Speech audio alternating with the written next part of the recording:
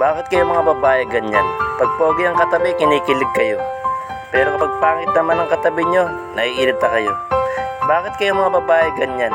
Pag naliligaw ang poging lalaki sa inyo, wala pang 2 araw, sinasagot nyo na. Kapag mapangit na lalaki ang naliligaw sa inyo, sasabihin nyo, study first. Bakit kayo mga ganyang mga babae? Kapag pogi ang umiti sa inyo, tuwan-tuwa kayo at kinikilig pa kayo. Pero kapag pangit na lalaki ang umiti sa inyo, nasusuya kayo at naaasar. Bakit kayo mga ganyang mga babae? Kapag pagka pogi ang propose sa inyo, sabihin nyo, dream come true.